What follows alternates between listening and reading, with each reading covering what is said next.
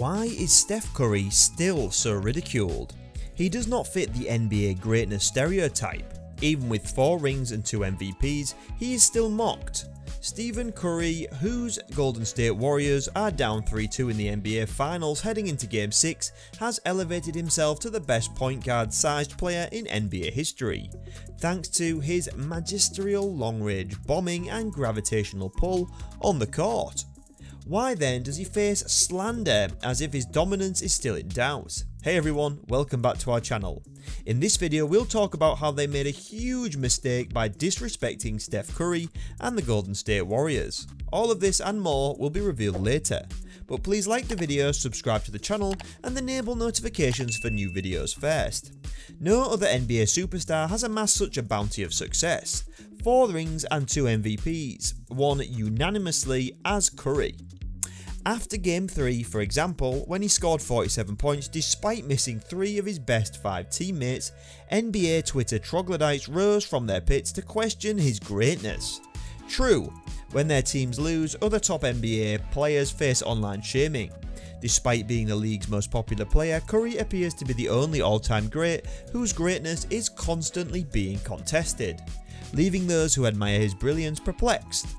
Whenever Steph has a bad game, said Sam Esfarandi, co-host of the Warriors Focus Light Years podcast and Warriors World radio show with Andy Liu, people compare him to players who are simply not in his tier. According to Liu, Westbrook, Russell Lillard, Damian Irving, Kyrie and Christopher Paul fans understand that basketball observers consistently undervalue Curry. It's slander to us because they don't see the impact, don't see how Steph has changed basketball, and so will always think he's underrated. The reasons why so many people refuse to classify Curry in that category is related to why he has such a large fanbase in the first place. Despite lacking the prototypical superhero stature, he has reached the pinnacle of the sport. Some of the slander comes from other NBA players, especially superstars, as The Athletic's Marcus Thompson II has extensively written about. Steph's unexpected stardom and popularity bred a resentment stew on which others stars feasted. Steph was not supposed to be this guy, Lou observes, and he usurped and leapfrogged Chris Paul, as well as LeBron James, and many of these players are upset about it. Sometimes the slander comes from media figures.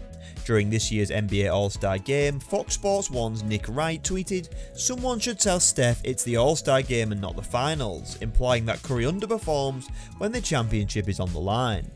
Sports celebrities are aware that heckling elite athletes garners attention. People latch on to Steph's greatness, Lou says, and slander him. However, much of the slander comes from NBA writers and regular basketball fans who believe Curry is overrated. If you're a 30-year-old or even a 20-year-old who grew up watching basketball in a certain way, you're going to be skeptical of the guy who isn't a 6'7" wing.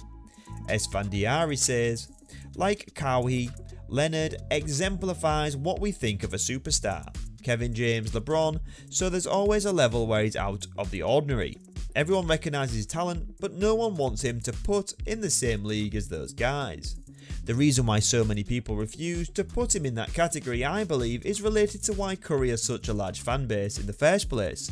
Despite lacking the stereotypical superhero stature, he has reached the pinnacle of the sport. He is the elite basketball player with whom the rank and file can identify. He can't even dunk, Lou says. He appears to be a regular guy on the street. Curry articulated this well to GQ's Daniel Riley in 2015 when explaining his growing fanbase. "I can't jump the highest, I'm clearly not the biggest or the strongest, so they see me out there and I appear to be a normal person." However, many people, including Curry, fail to recognise that his appearance as a normal person can elicit the opposite reaction. The same reason that some people love Curry. He doesn't appear to be capable of such greatness. It's also why some people despise him. The fact that he's capable of greatness despite appearing to be a normal person makes other normal people uncomfortable, because they haven't achieved greatness themselves. His excellence provides some hope, but it also forces others to confront their own mediocrity. People can see why James rules like Zeus among mortals. He's 6'8", inches tall and 270 pounds, and he can hit his head on the rim and swat away the competition like a gnat. His dominance over the basketball kingdom poses no threat to anyone's self-esteem because his style of dominance is unpredictable for anyone not endowed with God's figure of athleticism. Curry's dominance, on the other hand, appears to be attainable. Those who aren't dominating their respective field see Steph as proof they can. Steph does not have the traditional tools of great defense, but he has climbed all the way to the top. So what explains their lack of output? In addition to Curry's shimmying and dancing after his victories, the motivations behind the Curry slander become clear. The exceptional must make the unexceptional feel at ease with their exceptionally or face the wrath of enraged ordinary people. Nobody can make the average person feel worse than the person who rose to an unexpected and unlikely celebrity. As a result, the average person tries to pretend that Curry does not belong among them all-time greats in order to feel better about their inability to extract greatness from whatever they were born with. Curry's hatred is really self-hatred. Steph, according to Lou and Esfandiari, may have to wait until the end of his career to receive the recognition he deserves. People enjoy playing with Steph and he maximises everyone around him, Lou says. Nobody will understand that until they retire. Steph will need some time. Even Nike lost Steve Curry, in part because of a mispronunciation of his name and a slideshow error.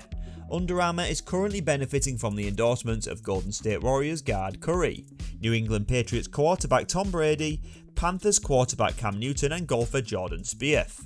If Nike had done things differently in the summer of 2013, Curry might still be wearing the swoosh. The takeaway, the player was not treated with enough respect.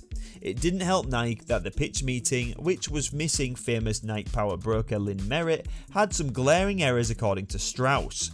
According to Steph's father Dell, who was present, the pitch meeting began with one Nike official mistakenly addressing Steven as Stephon, the moniker of Steve Urkel's alter ego in Family Matters.